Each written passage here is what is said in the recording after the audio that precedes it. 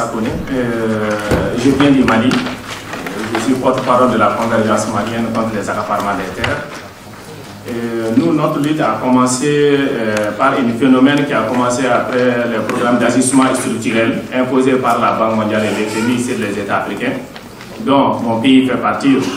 C'est là, le programme d'ajustement structurel a entraîné un phénomène qui a été très, très dangereux pour nous, pour notre survie. Nos biens communs, qui sont les biens communs essentiels, l'eau, la terre et les semences qui nous permettaient de vivre tranquillement dans nos champs, dans nos terres, ont été transformés en des marchandises. Donc, plusieurs d'entre nous ont vu leurs terres, leur communauté dont nous cultivons tranquillement pour vivre. Nos ancêtres, à nous et nos descendants peuvent vivre tranquillement. On vit leurs terres accaparées. On a été expulsés de nos terres. Donc, maintenant, cela a créé beaucoup de mouvements. Donc, c'est différents mouvements qui sont créés et que ce soit même dans les quartiers populaires. Beaucoup de quartiers populaires ont été rasés pour des méga-projets. Donc maintenant, ces différents mouvements auto-organisés qui sont mis en place, nous sommes mis au sein d'un réseau pour lutter ensemble pour la cause. Donc ce combat, on a unifié nos luttes, puisqu'on était une masse critique. Donc maintenant, il fallait taper au cœur du système, puisqu'on sait que c'est les grandes villes, la capitale des pays qui décident de tout ça. On a commencé des grands mouvements, des grandes marches dans les capitales. Donc puisque ce qui est arrivé au Mali, qui est les quartiers populaires qui sont le périurbain, autres sont rasés. Nous, les paysans, nos terres sont pris. Le bien commun est devenu maintenant des marchandises. Donc, cela ne peut pas permettre à un pauvre qui vit tranquillement dans son champ de vivre. Donc, obligatoirement, il faut préparer l'offensive. Donc, c'est en préparant l'offensive qu'on a mis tout un programme sur place qu'on appelle notre stratégie. Donc, maintenant, il faut agir à des niveaux. Donc, on a agi sur le plan de la législation. Il faut tout faire pour qu'on puisse avoir des législations qui puissent nous protéger. Parce qu'avec le programme d'ajustement structurel, nos lois ne répondent pas aux besoins et à la protection des communautés. Ça répond à la protection des capitaux des grands investisseurs et des multinationales. De tous bords qui sont venus au Mali pour l'exploitation de l'or, des forêts, de tout. Donc maintenant, raison pour laquelle on dit qu'on s'est battu pour des législations, pour que nous aussi on ait des législations de notre côté. De l'autre côté, former des juristes, parce que tous les actions que nous menons nous entraînent plusieurs fois en prison, et nos terres sont accaparées, nos ressources sont accaparées. Ainsi de suite, puisque la même chose se passe en Afrique de l'Ouest, donc on a fait une ramification de l'Afrique de l'Ouest pour mettre un grand mouvement qu'on appelle la convergence globale de lutte pour la terre, l'eau et les semences paysannes. Parce que ces trois matières sont des matières qui sont indispensables pour qu'un peuple ou une communauté puisse vivre tranquillement. Donc pour ça, maintenant, on a fait des cibles sur le plan national. Nos cibles, ce sont nos parlements, parce que c'est eux, ils ont été élus par nous, et maintenant nos gouvernements qui décident aussi, qui sont aussi l'exécutif. Mais sur le plan sous-régional, c'est la CEDEAO et le Fonds monétaire international. Parce que tous les programmes, on a constaté que tous les programmes de l'Union africaine, de la Banque mondiale, passent maintenant par la CEDEAO pour les imposer. Et tous les problèmes de monnaie sont régulés et faits par l'IMOA. Donc maintenant sur le plan sous-régional, donc on a ciblé la CEDEAO et l'IMOA. Et sur le plan national, le gouvernement. Donc c'est ce qui nous pousse à faire des grandes actions, souvent ensemble, qui est la grande caravane qu'on a fait en 2016 et en 2018, on a fait une autre grande caravane. Mais les contre-sommets aussi, les contre-sommets France-Afrique, on a fait une grande action. Il y a le contre-sommet Union africaine, Union européenne et Afrique qui se tiendra en mois de novembre à Abidjan. Donc on prépare une autre grande action. Mais dans la rue, donc toutes les grandes actions, toutes les grandes décisions que le gouvernement prend, les politiques prennent, donc on est toujours là pour nous interposer. Parce que nous sommes victimes, on n'a rien à gagner de notre problème. C'est leur solution et notre solution c'est leur problème. Du moment qu'on a compris que notre solution c'est leur problème, notre survie c'est leur problème, parce qu'il faut qu'ils vivent de nous, parce que nous sommes transformés à des sociétés de consommation et à des marchés. Donc maintenant, interdiction de produire, interdiction maintenant d'avoir une certaine autonomie de vie. Donc c'est ce qui nous a poussé vraiment. Donc à commencer maintenant à des centres de boycott de tous les grandes politiques qui mènent, que ce soit l'Afrique de l'Ouest, que ce soit, et maintenant à faire tout pour instaurer le dialogue, pour participer aux grandes décisions politiques. C'est ce qui fait qu'aujourd'hui on veut tout à coup déclencher une porte d'ouverture à la CEDEAO pour que les peuples puissent discuter. Parce que nos élus qui sont élus au nom de nous, qui doivent parler au nom de nous, 1, ne sont pas qualifiés, 2, sont corrompus, 3, s'en foutent de notre vie, ils n'ont jamais vécu dans les quartiers populaires ou dans les villages avec nous. Donc ce qui fait notre confiance, c'est nous. Tout ce qui se décide sans nous est contre nous. Merci.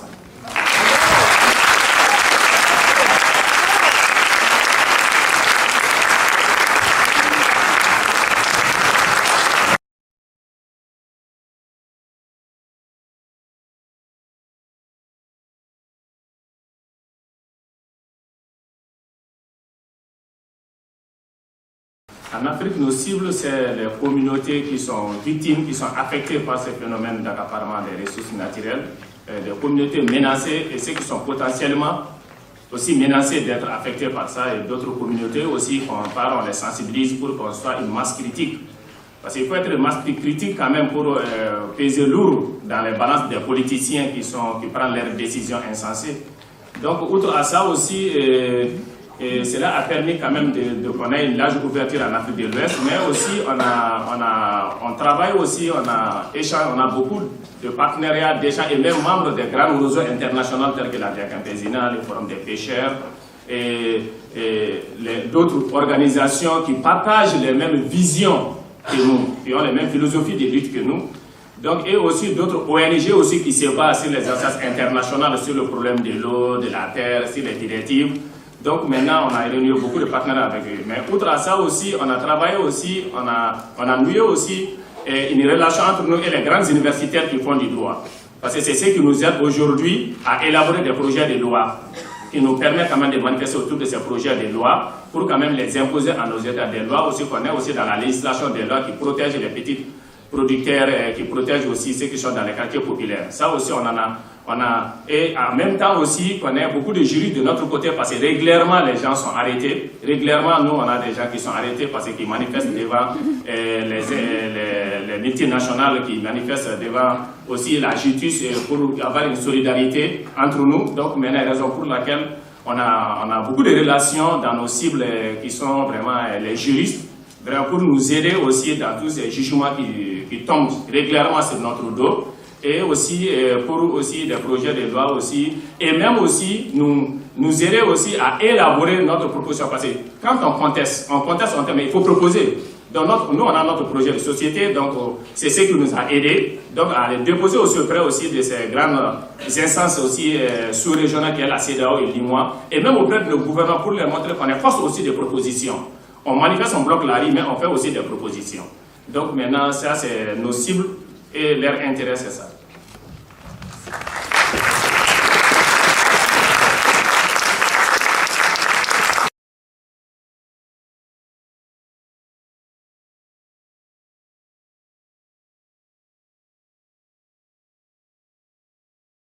Les actions que nous menons, on a trois genres de types d'actions. On a des actions qu'on appelle des actions concrètes, qui sont les grandes marches. Avec l'arrivée des investisseurs et tout, s'ils ne nous écoutent pas, on organise des grandes marches, mais les marches, on ne les fait plus dans les bouches, on les fait maintenant dans la ville, dans la capitale, on essaie. Et dans toutes les marches, vous avez vu, on a fait des grandes marches. Lors de ces marches, on encercle la cité administrative, la cité où il y a les ministres. Donc tous les paysans, on peut faire venir 2000, 3000, 4000 paysans pour venir faire une sitting de 3 jours devant le ministère pour leur dire, donc soit vous allez nous nourrir ou soit vous ne rentrez pas pour aller travailler. Donc maintenant, ça nous a permis quand même d'avoir la loi quand même. C'était une pression pour nous permettre, qui nous a permis d'avoir la loi. Mais il y a aussi ce que le président, il veut aller chaque fois inaugurer des trucs politiques pour montrer qu'il est en train de travailler. Et nous, chaque fois qu'il veut aller inaugurer, nous, on est là pour boycotter. Donc maintenant, on a empêché, une fois aussi, on a empêché le président de voyager pour aller en Chine, parce que les Chinois sont devenus des grands accaparateurs de nos pays. Donc on a empêché les Chinois d'aller, le président, parce qu'il passe par le boulevard de l'indépendance. Donc on dit, bon, le boulevard, tu le laisses, ça c'est pour nous. Tu peux passer par un autre chemin pour aller en Chine. Et nous, ce n'est pas le truc privé de tout. Ça, c'est des actions concrètes. Mais on peut aller un peu plus loin, souvent pour aller saboter même les machines des investisseurs. Ça, souvent, ça arrive. Donc maintenant, mais on fait aussi, on fait aussi de la caravane. La caravane qu'on va faire même en 2018, ça c'est de sillonner l'Afrique de l'Ouest. On prend des points où il y a le président de la CEDEAO, où il y a l'IMOA. Donc c'était de donner la parole à des grandes villes pour que tout le monde parle. On appelle le préfet, le ministre qui est là, qui viennent, pour que tout le monde parle. Et si que les gens parlent, on fait tout un rapport de tout ce que les gens ont dit comme problème, on les donne. On l'autorité qui est là pour dire que voici ton problème, il faut toucher ton président. Donc maintenant, on a ça. On a aussi des actions, aussi des plaidoyers.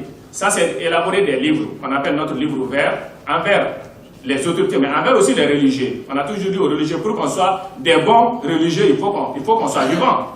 Donc maintenant, on dit, bon, il faut vous mobiliser sur nos partis, vous ne trouverez personne dans votre religion. Donc maintenant, on a aussi des grands cibles qui est notre assemblée, où sont les députés et notre haut conseil, où sont les maires. Donc là, quand même, on leur dit chaque fois, s'il y a quelque chose, vous ne nous écoutez pas, parce qu'il y a des sens d'écoute avant de prendre des lois. Nous, on a été clair avec eux. Si vous faisiez passer une loi, telle que récemment, la révision constitutionnelle au Mali, vous avez vu que le président, il a retiré, il n'avait pas les choses, on pouvait les sauter. Mais parce que l'Assemblée a travaillé sans nous, donc on les décrédibilise, on fait des sièges, on les sabote, on fait des campagnes d'intoxication contre les députés. On n'attend pas, nous on n'attend pas l'élection, on commence les campagnes d'intoxication contre, on cible quelques députés qui sont les têtes de file, on commence des campagnes d'intoxication pour les faire tomber dans leur électorat. Donc voici des cibles des trucs qu'on fait, souvent pas agréables, il y a la prison. On se mobilise aussi à la justice aussi, pour nous, parce que nous, les avocats et autres, souvent ils ont peur de nous défendre, donc nous on occupe complètement la justice. On est là depuis à la veille, on passe la nuit pour que les gens soient jugés devant nous. Ou on nous amène tous en prison, puisqu'ils n'ont pas de prison pour des milliers de gens. Très souvent, les gens sont en liberté provisoire, comme moi.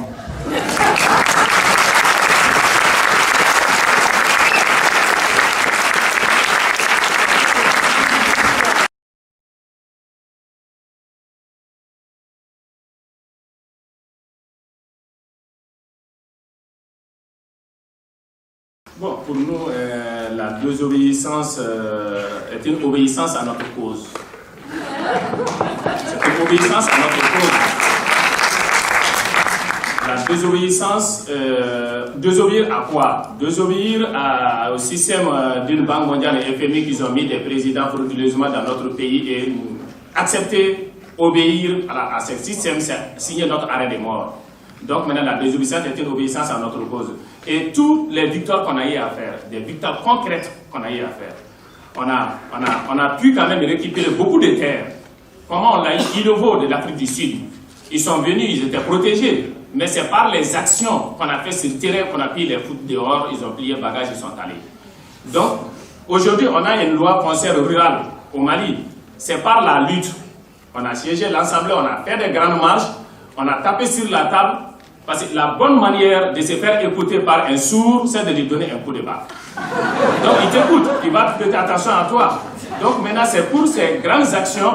Aujourd'hui, on a une politique foncière. On a une politique foncière agricole qui est adaptée par le Conseil des ministres. Ce n'est pas fortuit. Parce qu'il l'adapte. S'il ne l'adapte pas, parce que nous, on sera dans la rue. Donc ce sont ces exemples concrets qui ont pu faire changer quelque chose. On n'a pas gagné, on n'a pas pu changer le monde, on n'a pas gagné beaucoup de luttes, mais ce sont ces actions concrètes que nous posons et que nous continuons à poser, à donner beaucoup de réflexions, même à notre gouvernement. Aujourd'hui, ils ont mis sur place une commission permettant des réformes de la relecture du code foncier. Le code foncier, on l'a arrêté depuis l'indépendance, jusqu'à 50 ans, personne n'a parlé. Mais à cause de la lutte aujourd'hui, ils ont dit qu'ils vont les réformer. Donc ça veut dire qu'il faut... Mais le président, il a retiré la constitution il n'y a pas une semaine, c'est dit à la désobéissance. Parce que tant qu'on les obéit, ça veut dire qu'on est d'accord avec tout ce qu'ils font, donc ils vont nous enterrer tous, ou nous transformer en des esclaves modernes. Donc pour nous, la désobéissance nous a apporté beaucoup, parce qu'on a fait beaucoup de victoires.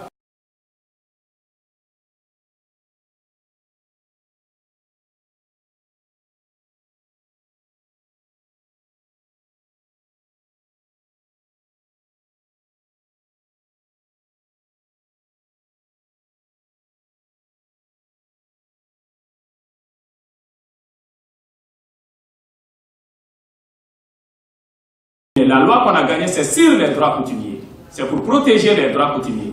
Et cette loi a deux décrets. C'est les décrets qui matérialisent comment tu peux avoir un document sur ton droit coutumier. Parce que j'étais dans ce combat, parce que moi, les terres qui ont été prises de mes communautés sont des terres d'usage communautaire, coutumier.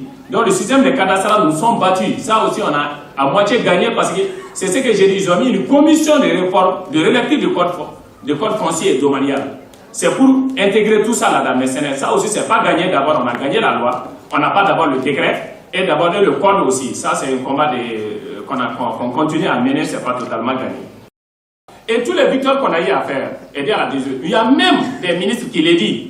Qui disent souvent, il est bon aussi que vous manifestez pour que moi je puisse quand même parler à mon président.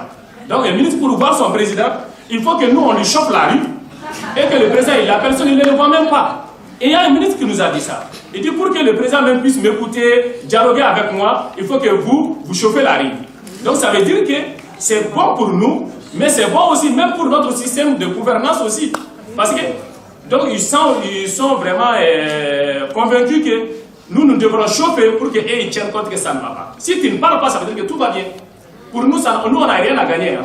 On perd tout dans ce système capitaliste, dans ce système imposé. Pour nous, désobéir, c'est gagner. Donc on n'a pas d'autre choix que de désobéir parce que notre solution, c'est leur problème.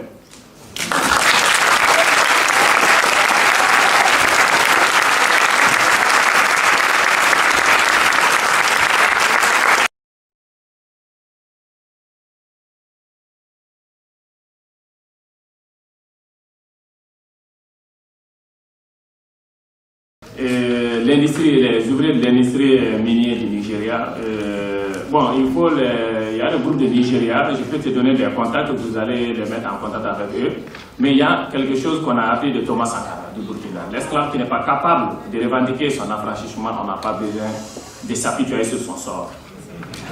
Donc, ça c'est clair, parce qu'on est en lutte, on n'a pas besoin aussi d'autres qui viennent nous distraire de notre lutte, mais qui ne veulent pas lutter. Donc on a beaucoup de stratégies pour protéger ça. Il y a une deuxième question, les syndicats et les mouvements de lutte. Les syndicats défendent l'intérêt de leurs travailleurs. Nous défendons une cause. Nous pouvons faire avec les syndicats. On a eu à faire beaucoup d'alliances avec les syndicats.